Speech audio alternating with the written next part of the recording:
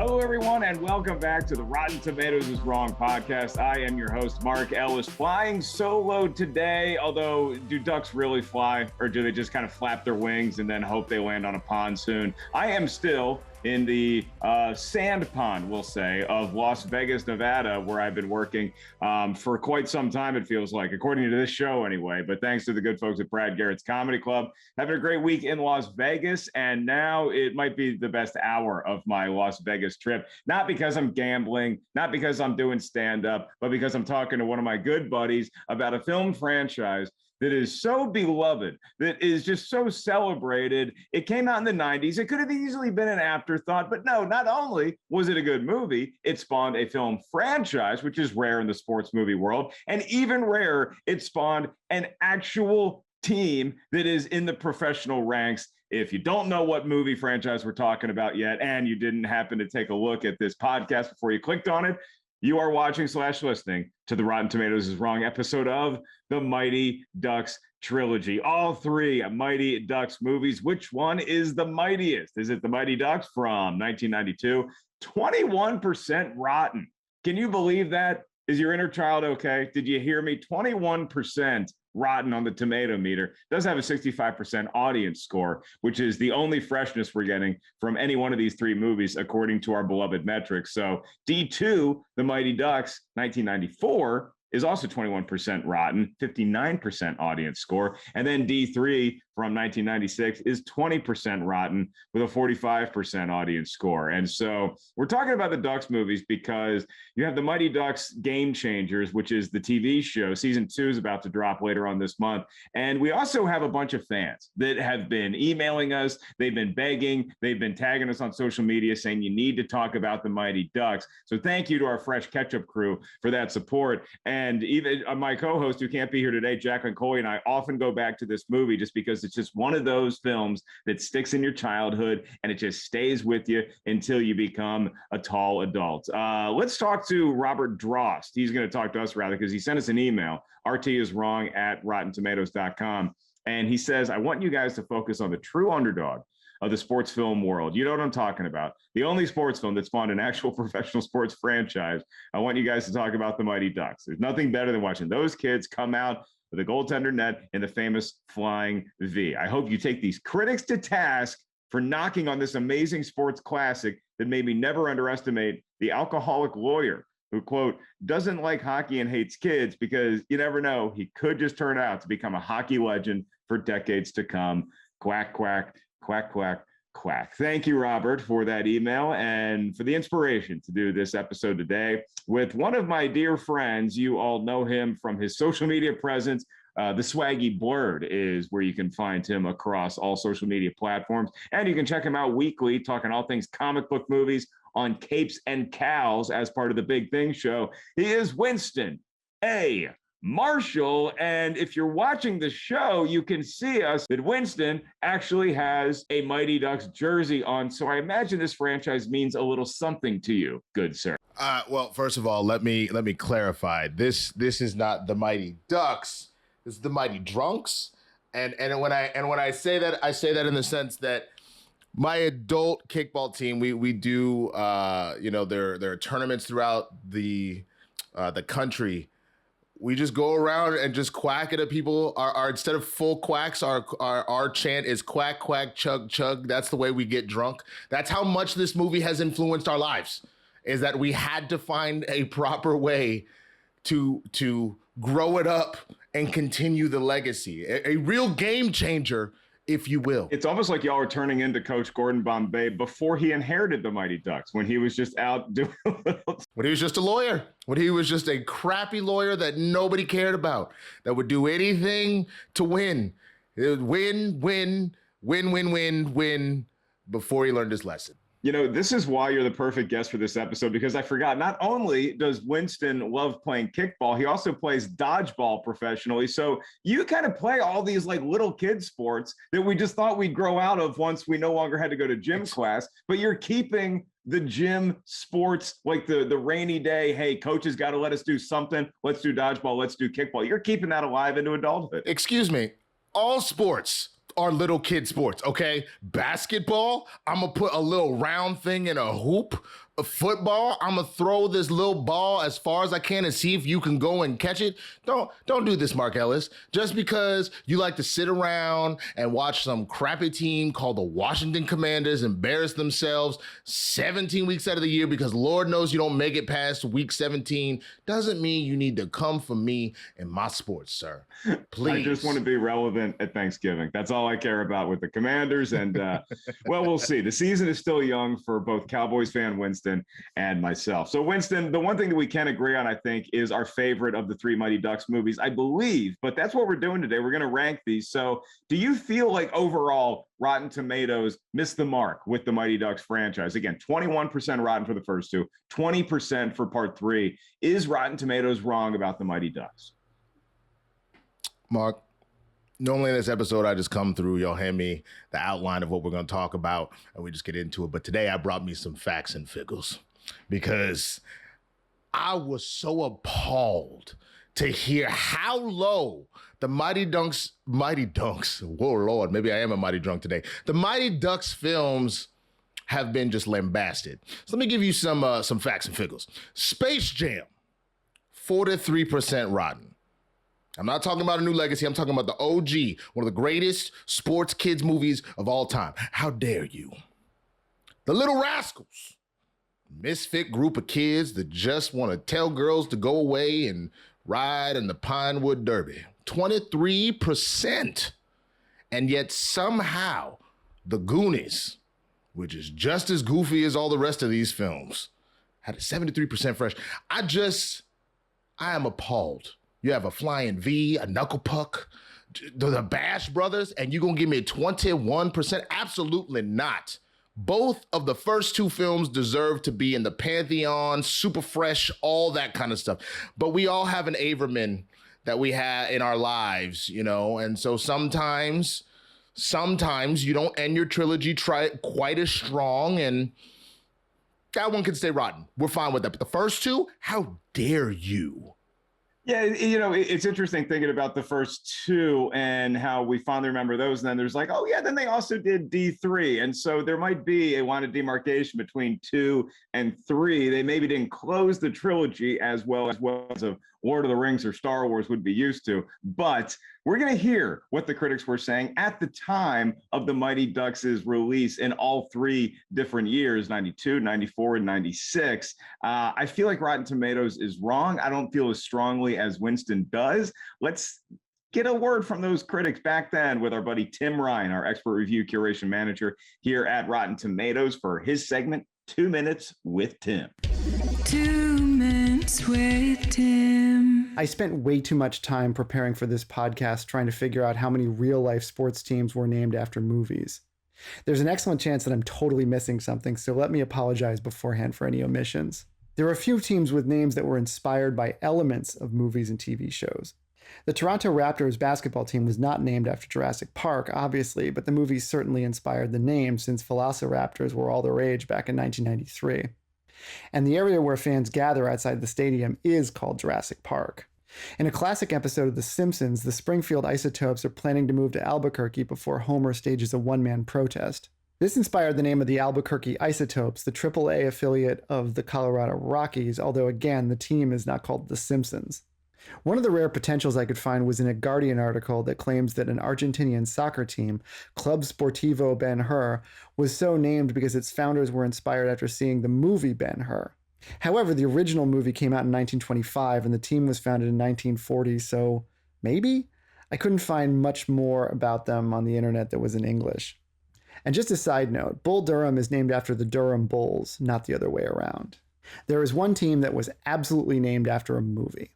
Disney created both the Mighty Ducks the movie in 1992 and in 1993 the Mighty Ducks of Anaheim, a real honest-to-goodness NHL team. And they kept the name until 2005. Now they're just the Anaheim Ducks. Okay, so the movies. They made 3 of them. They're about a brand of scrappy misfits and underdogs who come together to become winners. Critics thought they were mediocre, but a substantial number of kids of a certain age love them. The Mighty Ducks from 1992 is rotten at 21% on the Tomatometer, but it has a 65% audience score. D2, The Mighty Ducks from 1994, is also rotten at 21%, and it has a 59% audience score. And D3, The Mighty Ducks from 1996, is rotten at 20%, and it has a 45% audience score. In a fresh review of the original, Malcolm Johnson of the Hartford Courant called it a decent enough kids picture, with some laughs and the always required sports element, heart. However, in a rotten review for D2, Malcolm Johnson of the Hartford Courant wrote, "Where the Mighty Ducks reworked a familiar plot with some feeling, its follow-up seems to have nothing on its mind other than cashing in on the success of the original." But wait, they also made a series! The Mighty Ducks Game Changers from 2021 is certified fresh at 87%, and it has a 77% audience score. So that's the Mighty Ducks extended universe. And even though I don't really follow hockey, I'd be remiss if I didn't mention that the Anaheim Ducks kick off the 2022-23 season on October 12th, where they host the Seattle Kraken, a team whose name was inspired, at least in part, by Clash of the Titans. Back to you, folks. That might be the best 2 minutes with Tim I've ever heard. They're always good. I know Winston and I always look forward to listening to him when he's on the show. That might have been the best one of all time, Winston. But I have to point out, first of all, my brother lives up near Seattle, and so I own a Seattle Kraken jersey. So we definitely need to hang on October 12th, and we need to get down to Anaheim to that game.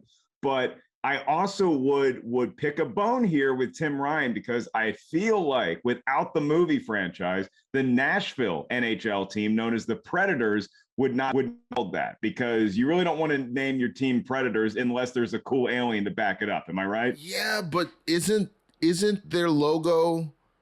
Maybe I haven't seen it in a while. I can Google it. Isn't their logo like a bobcat of some sort with some saber-toothed fangs? I believe it's more like a jungle cat, but again, the Predator changed the game. The name Predator, I think, will forever be synonymous, at least partially, with the alien, as opposed to the ones that Chris Hansen used to catch on. I mean, we could just add like a couple little, just like that would work, I feel like that would up the team. They might start winning championships. They got close one time. The Mighty Ducks did win a championship, and we'll talk about that. And I guess we'll get into some movie chat as well. Hit the music, Brian. All right, so we have these essential duck questions that we need to ask, but I guess I want to go back to the beginning with you, Winston, because you're a few weeks younger than me, and so I'm just curious when you came to the Mighty Ducks franchise, because truth be told, I was the perfect age to be affected by this movie, yet I wasn't. I remember it coming out, but I also remember feeling like I had seen other sports movies that I think I enjoyed more from that. Like every kid needs that gateway sports movie that realizes that, hey, we can come together on a field or on ice or on a court to become more than just the sum of our parts. So you have movies like Bad News Bears, you have movies like The Sandlot. The Sandlot, I think I loved a lot more than The Mighty Ducks, but The Sandlot was a baseball movie, and I played baseball. I never grew up playing hockey. So I guess, did you grow up playing hockey? Was that your gateway into the Mighty Ducks, or was it just your movie? Mark, I'm going to be honest with you. I ain't playing much other than Super Mario Brothers. I kind of was a bump on a log, if you will. As a matter of fact, I will send this after we're done recording if you want to intercut this photo. I played so many video games. I actually was on a national circuit and were beating like 14 and 15-year-olds at like 10. So like that's a true story. Blockbuster did like a national like competition for like a multitude of games. One of them was Sonic the Hedgehog, and I was just beating the brakes off of children older than me. But to answer your question, I played a little bit of street hockey, and only because of these movies. And what's funny is I like look back on it, and you know how most of your childhood is kind of like a giant like brownout. Like you remember really important things that happen to you, but a lot of it just kind of washes over you. I don't fully remember the first movie minus a couple of funny scenes. The second one is fully imprinted on my brain, and I found myself silently mouthing the words to the film as it was going, which is insane. But I think that's where my extreme patriotism came from for a certain period of time. And everything was a knuckle puck in my mind, every single thing. I feel like the tomato meter on these movies is so low, in part just because, let's face it, there's not a lot of 10-year-old movie reviewers out there. And so critics are obviously going to come to this movie having their own background in sports movies and inspirational films and, quote, kids sports movies. And so they've probably already seen a bunch. And so this does feel reductionist to them. But whereas you and I, we'd watch our kid eyes and you say, well, this is the first time I'm seeing this. This is the first time I'm seeing this. And a hockey movie, like this movie did make hockey look fun. And it was just a sport that felt expensive. It was a sport that felt like there were a lot of moving parts. Like I loved playing sports as a kid, but the ice skating, even the street hockey, the rollerblades never took to me. I could never keep my balance. And so therefore I never wanted to play it. The other kids in town didn't really care about playing hockey. So it might just be where you're from, but this movie clearly broke through and became a cultural touchstone. It was super profitable. The first one was because it was made for a budget of like $10 million, ended up making more than $50 million worldwide. And I guess my rooting interest in this movie was more closely associated with the fact that Emilio Estevez plays a lawyer / now coach, Gordon Bombay. I was a huge Young Guns and Young Guns 2 fan at this time. So I'm like, anything Billy the Kid is in, I'm going to support because he's got my boy William H. Bonney in there. But, you know, you forget this is a Disney movie, but the premise is this guy gets a DUI and has to do community service, and that community service is coaching the kids. So it's kind of an adult theme to kick our franchise off with. Bro, look, I just recently watched the new Pinocchio, and my one beef with that was that, do you remember how dark Disney was, Mark? Pinocchio gets turned into a literal ass because he smoked cigars and drank beer. So I'm the minute Gordon Bombay gets pulled over for a DUI, mouthed off to a cop, I was like, yeah, that checks out. So like, I'm not even fazed by that whatsoever. I'm not even fazed by the fact that this man's only punishment was to teach some kids some hockey. Most people get jail time. This man was told, nah. Just go pick up a stick, bruh. That'll be fine. And it's his backstory, incidentally, as I'm doing this from Las Vegas, which is just one big pleasure island. Let's be honest. I'm probably going to turn into an ass at some point later this afternoon. You know, you look at the scenes in this movie that really affected me, and you know, I'm not a huge fan of kids. The kid actors in this movie are fantastic. You know, you get to see a young Joshua Jackson, who's like one of my doppelgangers, for crying out loud. But what I kept coming back to was Emilio Estevez's character, because I'd forgotten when I rewatched this that he was a youth hockey star and he missed the shot to win the championship game. And that has affected him so deeply that he now hates hockey and he can't get back that love. And then you juxtapose that with the scene where his boss is just chewing him out and he gives him a give or take and he starts quacking. And I kind of feels again when Bombay chooses the team over his job. That really, really got me. Gordon, I'm going to make this simple. Are you prepared to lose your job over some kids, some game? Let me ask you, sir. Are you prepared to fire me over some kids, some game? Collect your personal belongings, Gordon.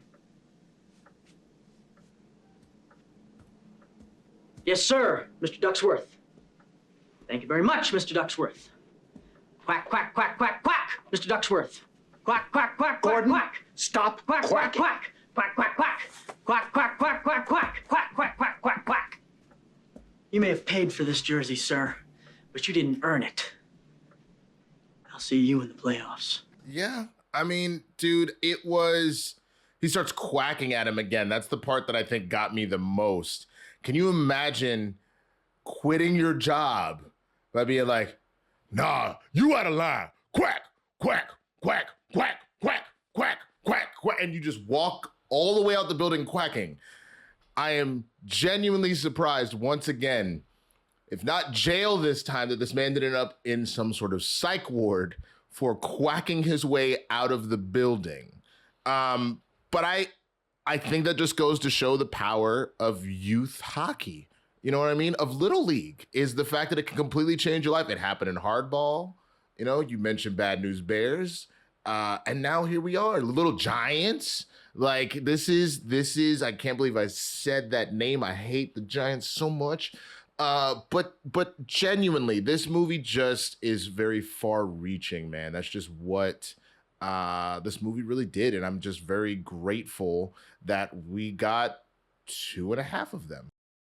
2.5 of them. So we'll get to that half in a little bit. It feels like where I was a much bigger fan of the first Mighty Ducks, that you skew more towards D2, which was a really good marketing back in the day. I can't stress to y'all how good that marketing was, because it's coming off of Terminator 2, obviously, which we just knew was T2 from 92. Then this movie comes out in 94. And I will still say this. It may not be my favorite Mighty Ducks movie, Winston. The poster of D2 with the two kids blowing bubbles at each other as they're about to do the face-off. That's one of the all-time great, I'll say it, movie posters in history. Absolutely. It is such a cool poster, and it gets butts in seats. That movie was also a big hit. I guess you would say a modest hit, but made for the budget it was a very profitable movie for the Walt Disney Company. So why is D2 maybe what should be on the highest Tomatometer score for Winston?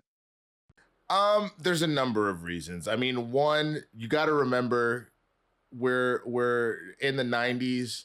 There's just this ever looming like foreign threat in our brains constantly. So you give us Iceland, and Iceland is just ruthless. They are just trying to rip people's heads off, and they don't give a damn. That immediately, like I said, where my blind patriotism kicked in as a child, I was like, yeah, you're not gonna bully America, yeah, like that. There's that element, right? But you added so much to it. I remember rewatching it for this and thinking to myself, even though I just admitted I played some street hockey when I was a kid, going to the hood and just seeing a bunch of black kids playing hockey, that's just like not really a thing. Like, we're just gonna be honest about it, but they needed a way to bring even more, I guess, diversity to the squad. Obviously, you had the crew was pretty like different in their characters and archetypes and whatnot, but you needed a way to introduce Keenan in, have him talking trash the entire time, who at that point was really his own star. I mean, he was in this and Heavyweights, he was in all that. Keenan and Kel was coming soon after. I mean, you had this kid that had immeasurable talents. You needed a way to introduce him. But I think finally the thing that's so important is it reminds us of the big old adage, don't let money change you. And where, you had Bombay kind of learn that lesson in the first one, and he tries to stay true to his guns when he now has real fame, when he is now the guy and not some two-bit lawyer, but the guy, how it completely changed him. And it took the kids bringing him back. Ironically, as much as this movie is about the kids, it's almost always about Gordon until we get to the third one. And maybe that's why that one doesn't hit quite as hard. Yeah, I mean, I feel like the adults always learn something from the kids in these movies. And with the Mighty Ducks 2, it's really following the Rocky template, where you started out as an underdog, and then you had your shot, and then you end up winning with your, in Rocky's case, second shot. And then you just let all the fame and fortune just comes at you so fast, and you start focusing more on that than you do what got you there, which was your love of the game and your bond with these kids. And with D2, I will say this, the characters, I feel like, get even more fleshed out, because we know some of these kids from the first Mighty Ducks, but then you also have like the goalie, the backup goalie, the cat. She was Bombay, I think is her name. She's so good in that role. And then to have Keenan come in as Russ, it really brought an extra element of like, hey, not only am I rooting for Emilio Estevez's character here because he's Emilio Estevez, I'm also rooting for the kids. So I might have felt more of a, like you said, patriotic connection to this team than I even did the first one, because we're going international. Now we're fighting for stars and stripes. Bro, I gotta take it even further, and this is proof that D2 is the ultimate of not only these movies, but maybe of all sports movies. The greatest tag team of all time in sports is, as far as like productivity, maybe not as like, some of the most famous wrestling tag teams or anything like that, but the most profound tag team is the Splash Brothers out of the Golden State area. I'm talking about Steph and Clay. They didn't make that up themselves because their balls just go splash through the hoop. Sure, they did. They did it because I guarantee both they asses was watching D2, the Mighty Ducks, and they said the Bash Brothers are incredible. Now, I'm not going to punch LeBron when I'm on the court, but I will punch him with this ball in his mouth from half court. All right? That's what happened. They got that inspiration from this film. Are you going on record as saying that the Splash Brothers named themselves the Splash Brothers because of D2? Absolutely, bro. The Mighty Ducks franchise brought us the Anaheim Ducks and the Splash Brothers. And Keenan doing Steve Harvey on SNL. What more do you want? Keenan is a star on SNL, and to see him here, I think that my favorite part of this, though, is I love the stuff with Russ. I love the Bash Brothers. I was a little disappointed we didn't get to explore the relationship, the budding relationship in the first one between Gordon and Charlie's mom, because that would have gotten so awkward so quickly. Like, it's cute at the end of a movie to be like, oh, we might be falling for each other, but then if your coach is hooking up with your mom, it just becomes a sticky situation. So maybe it was best to check that baggage and then replace that with these storylines that really tug at our heartstrings even more. Like, dude, the end of this movie when Julie pretty much gets knocked out by the puck, and then she opens her glove and drops the puck, revealing that she saved it and she won the game. It's just such a great, it's not a kid's movie at that point for me. That becomes an all-time sports movie moment. You might have sold me on D2 being better than the first one. Damn you, Winston. But dude, on top of that, look at some of the other stuff. As a proud Texan, you got my boy out here roping people up, but he's got literally hockey handles where he's out here bouncing the puck up and down. Like, that's incredible. Again, you finally put the Bash Brothers together. You get Ken Wu out here doing all sorts of tricks and then pulling the shirt off that he learned from the black kid in the neighborhood. You know, you have to have the magical the black person to kind of get you through that and teach you some things, like Chubbs at Happy Gilmore, like all sorts of just incredible things going on there. But to that point, obviously you had Connie in the first one, and Connie is still doing stuff here. But to have Julie do this at the end of the film, this movie also becomes a feminist anthem. Literally, all walks of life get to fly their flag under the Mighty Ducks banner. And on top of that, they were Team USA, fam. Like, I'm trying to tell y'all, this movie is so influential. It was a lot like Home Alone 2, because now that we knew this universe a little bit, you could open up the world and you could expand it. Whereas Home Alone 2 goes to New York and you get some cameos from some future presidents in that movie. In Mighty Ducks 2, you had so many more athlete cameos, because the first one had Basil McRae, who was like a great enforcer for a while. He was like one of those like so-called hockey, I wouldn't call him a goon, but he wouldn't take anything, and he was on the team for a reason, we'll say. Then you also had Mike Modano in the first one. Let's go. That's my guy. Dude, the second one, you get everybody from Christy Yamaguchi to Kareem Abdul-Jabbar to Wayne Gretzky. Yeah. The great one pops in to D2. And so I think that there might be even more to chew on with that one. So, I mean, you could look at the 21% of the Tomatometer for D2 and say, well, yeah, but it's a sequel, and sequels are always a little bit of just a watered down version of the original. I think this one goes in some different directions. And like you said, the international feel to it, I feel like warrants this movie being much, much higher.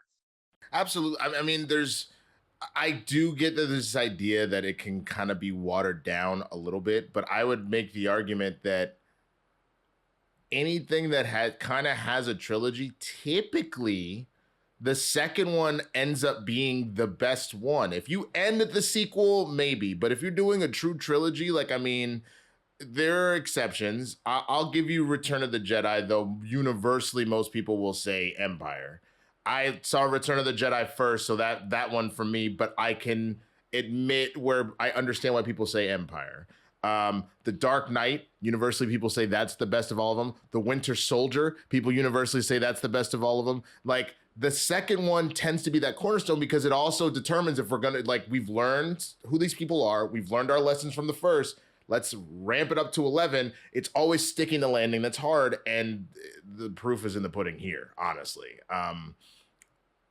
I have moments, I really appreciate knowing where this coach is coming from by the end of it, but I don't appreciate the fact that he still kind of seems like I don't know if I can say the D word that isn't a duck on this show or not, but he's kind of one of those for most of the film, even after we find out that his daughter got sideswiped and he gave up a chance at the NHL for this. Though I guess sort of understand it if, like, you know, you would do anything for your child, of course. That doesn't mean you're not upset that your dreams are like kind of dashed. I get why he's a little angry all the time. he's not Gordon, man. He just really isn't. No. And so when we look at the characters that we see ourselves in, I would probably point to Gordon Bombay more than any of the kids. But, I'd love to say I'm like Charlie Conway, but I was never that good. I was never a preternatural talent at any sport, even though I tried to play all of them. The Duncan brothers, the Duncans, I missed from the first one that did not make it into the second one. So that was a little bit of a bummer for me. I liked the playoff of them, but then having the Bash brothers in there, having the addition of people like Keenan, of Kat, I felt like that more than made up for it. Who is the character that you, Winston Marshall, are like me? That's me on the ice right there. If you had a fusion, like either the fusion dance from Dragon Ball Z, or like the way you would have like a Mexican Asian fusion restaurant.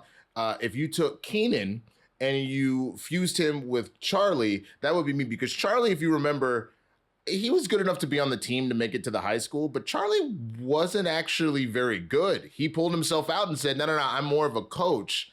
That's where I kind of fall in between. I got the trash talking and like a crazy shot like the knuckle puck. If you watch me play dodgeball and whatnot, a lot of people aren't really ready for like my sidearm, which has a lot of zip to it, comes out of nowhere. Same way he's like, it's hard to like aim that thing. That's what my sidearm does, right? And then the coaching mentality of Charlie, where he's able to come up with plays and stuff like that. That's where I kind of reside, in that area.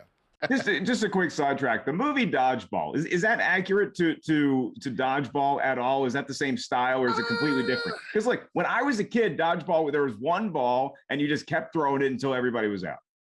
Yes and no. I mean, I won't lie. It definitely gets annoying every time someone hears you play dodgeball. Like, if you dodge a wrench, yeah, okay, all right, sure. So to a certain extent, but obviously they like kind of had their fun with that, and they wanted to make sure that the comedy was there. But there have been plenty of teams that I've been on where we have been in full costume.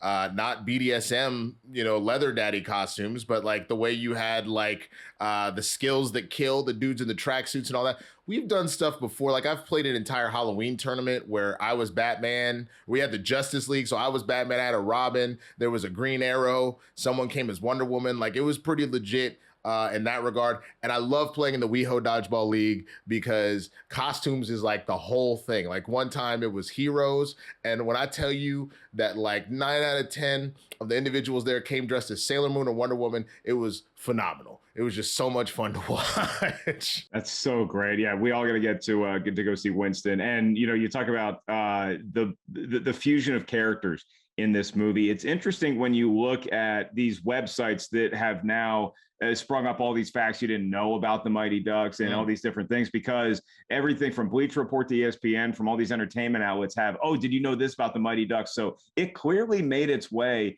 into the cultural zeitgeist somehow. How much of that do you think is due to the movies themselves, or the fact that it did spawn an NHL franchise? A little column A, a little column B. I mean, again, I mentioned earlier the Splash Brothers, like how that directly influenced them. But the fact that this was a move like they were already planning this NHL team, and then it got so much fire, they could really use it to push it over the edge. I mean, I think that that's incredible. And I don't know many movies, period, that have done that. I'm genuinely trying to think, and maybe you can come up with something, Mark. I don't know many movies that then turned out a major thing other than an amusement park. You know what I mean? No, I mean, Tim had a pretty comprehensive list, and I will say that I back him up fully with the Toronto Raptors, because that was totally Jurassic Park. You know why? Because nobody knew what the hell a raptor was until Jurassic Park came out. Nobody knew. I was a kid who loved dinosaurs, all right? I was 13 when Jurassic Park came out.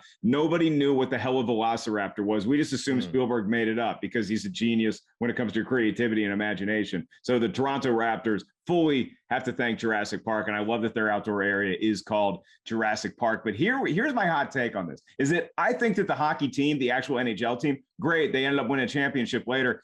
No impact on the longevity of the Mighty Ducks movie. I feel like that Mighty Ducks movie and the movie franchise would still stand. Having said that, the prevailing logic is that back in the day, a sequel to the Mighty Ducks was not initially planned, but they already had the team in the works. And so Michael Eisner saw it as an opportunity to sort of cross promote. And he's like, well, we'll have the movie come out. That's why that poster's so good. That's why that marketing campaign was so prevalent, because D2 and you had the team. And so I do give a tip of the cap to the team, but I still say these movies stand on their own. And then we get to the third one.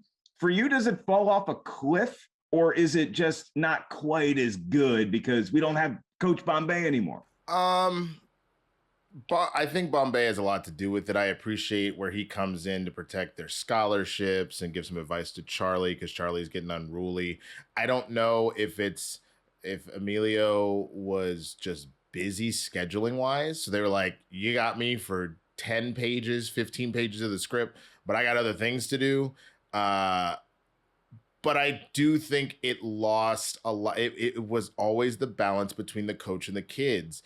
And so to put 80%, 90% of the movie on the kids now, there was a weird element kind of lost. That wasn't what we originally signed up for, I guess. You know what I'm saying? I'm not saying you can't change formats, but something got lost in translation for sure. Yeah, and you think back on these two film franchises when you pair a sibling rivalry between the two Mighty Ducks movies, the first two Mighty Ducks movies, and the first two Major League movies, where you have Charlie Sheen in Major League versus Emilio Estevez in the Mighty Ducks. I'm probably leaning towards Major League just because I love that first one, but the sequel to Major League is nowhere near as good as the first one, where I feel like D2, you might have won me over, is better than the first one. Do you take Mighty Ducks over Major League in the Estevez-Sheen war? Absolutely. And it's funny you say a few weeks.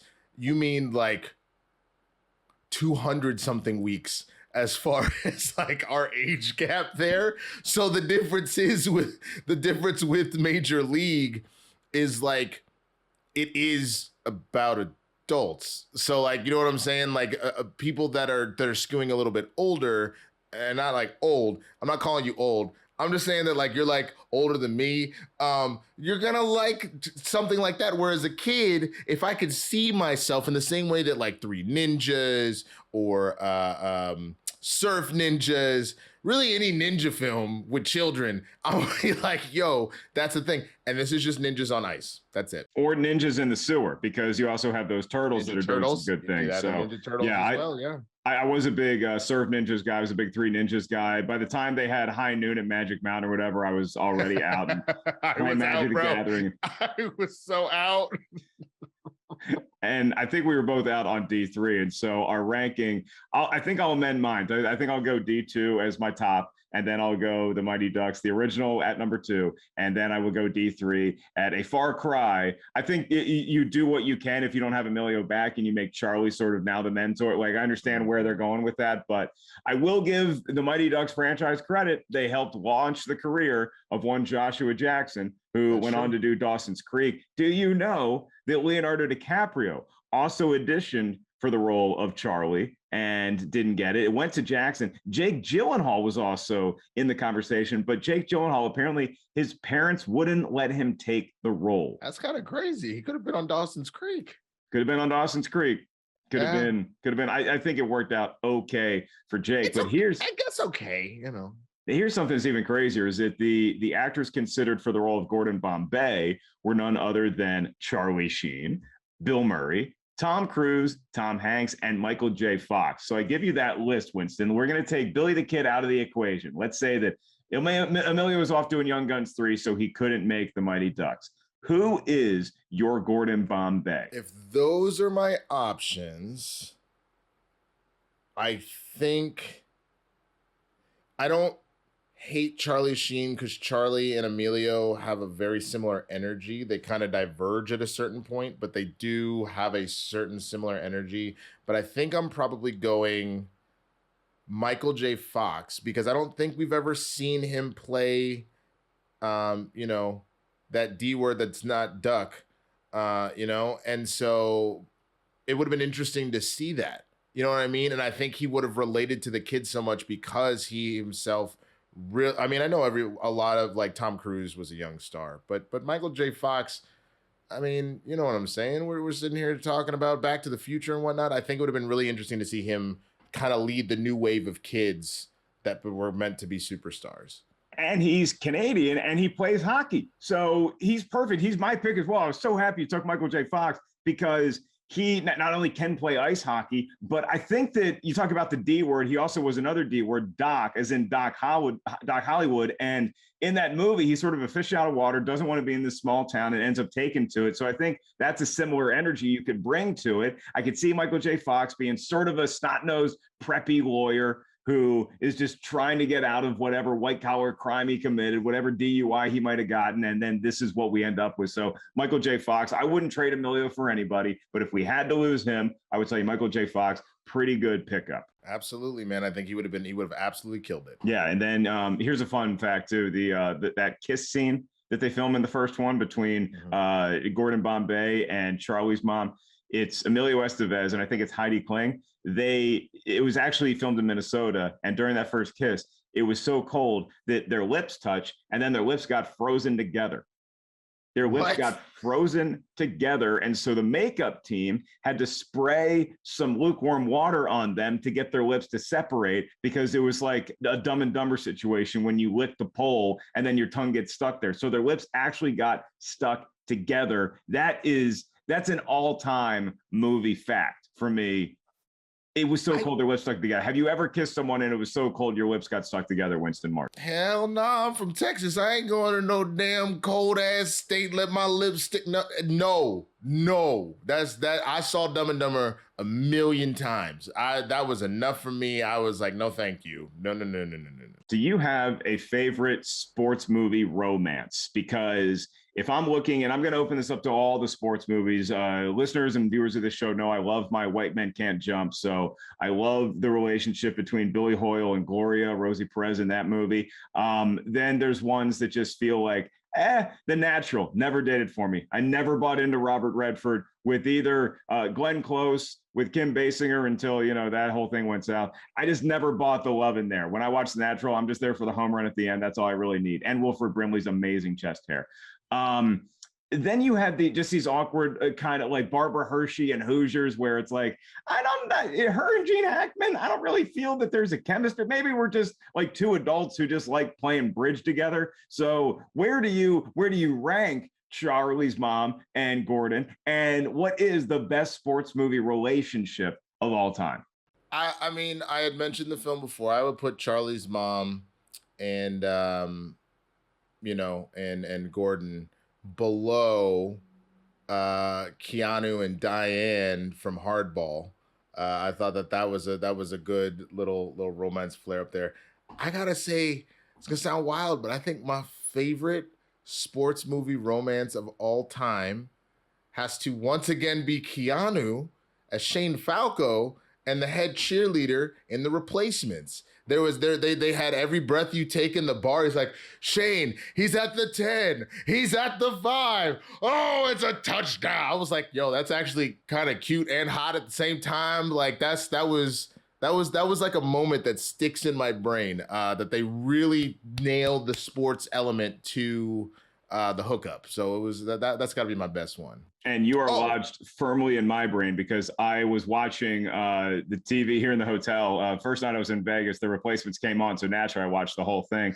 And I love that scene in the bar when he kisses her, because that is going through my head. And I imagine most guys who are sports fans, that's what's going in our head when we go in to make that first move, is you have your announcers. And in my case, it is Pat Summerall and John Madden that are commentating on the action. Anytime I'm on a date, I do have announcers in my head the whole time. For any future romantic conquests of Mark Ellis, there are announcers in my head and a stadium full of people the entire time we're going out to dinner, just so you know.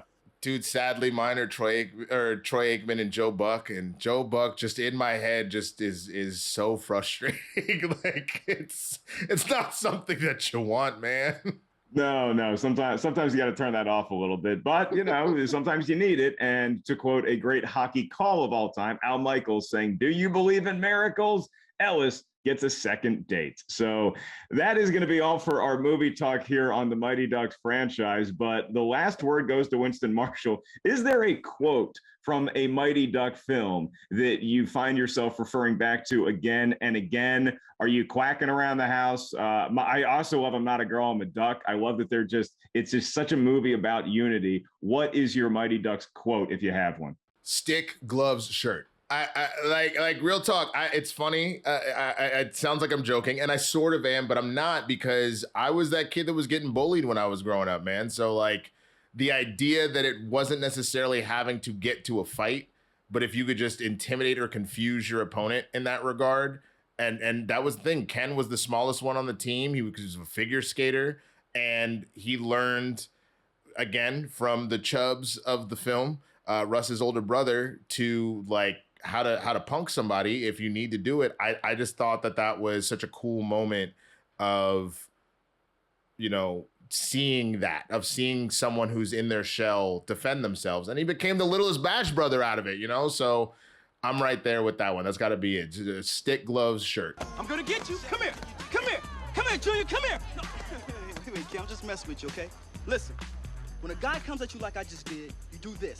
Stick, gloves, and shirt. Okay? Yeah, okay. My turn. Stick, gloves, shirt. All right? All right.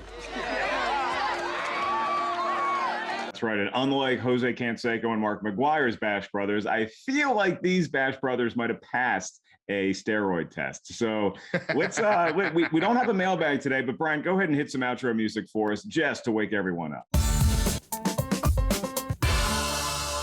Always a great time here on Rotten Tomatoes is Wrong, when I'm down to Jacqueline Coley this week, but I got up a Winston Marshall. Winston, it's always good to spend time with you on or off camera, my man. So I know you have some new stuff brewing, and this Capes and Cows thing is really fascinating, because I am not necessarily the purveyor I used to be of content online, but to watch you and Christian and Coy kind of chew the fat, and let's face it, to watch you and Coy kind of teach Christian about modern comic book canon, it's like you're teaching me as well. Hey, Christian and I talk about it all the time. Without folks like you and Coy in the world, we would be lost in the current phases of the MCU and DC, whatever they're calling it now. There's a lot of stuff. There's a lot of work that goes into it. So thank you for being there to teach folks like Christian and I what's going on.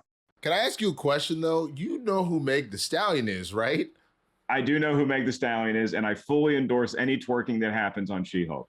Because you know that your better half had no idea. He thought that she was a made-up character for She-Hulk. Oh, I got to talk to Dad. Oh boy, let me. I'm gonna have to give him a call, or maybe he'll prefer a telegram. I'm not sure how to get in touch. Maybe I'll send him a postcard. Dearest Christian, I've missed you low these many weeks, but I've been following Meg the Stallion's career. Yeah, we'll have to have a chat with him. But that's why you're there. That's why Absolutely. You are there, and Coy is there for Capes and Cows. So where can everybody find that show? Absolutely. So if you go to the Christian Harlov channel, you'll see Capes and Cows. I also do, reviews, and soon to be doing some other really cool interview stuff over there as well. But if you want to follow me, man, please, I'm the Swaggy Blurred. Anywhere the Swaggy Blurreds is sold, Twitter, Instagram. But the three main focuses right now are TikTok, Twitch, and YouTube. Over on my TikTok, you can see short comedy bits as well as some motivational stuff. On my YouTube, you'll see full comedy sketches, some of them dropping very early next month, or I don't know what day we recorded this to drop, but you don't want to miss that for sure. Got a lot of really funny stuff on there. And then finally over on Twitch, I will break down the news of the day, whether it be the internet or politics or whatever else, while screaming at somebody, playing either Halo or Skyrim or whatever it is I feel is my inkling at the time. So come and hang out with me, man. I am active 7 days a week on one of those platforms. And the easiest way to find out where, obviously, I will tell you on Twitter, but the Swaggy Blurred across the board. That's where you can find me. You see that for all you youth hockey players out there, for all you youth dodgeball, kickball players, for all the youths out there, if you do what you love, you never work a day in your life. And Winston Marshall working as hard as anyone, but enjoying the process. So thank you for being here today. Do you have like a movie or TV recommendation, something you're currently watching that you're like, oh, everybody needs to be checking this out? I mean, a lot of it is going to be stuff that people are already watching. Big fan of House of the Dragon, She-Hulk, stuff like that. If you're an adult watching this show,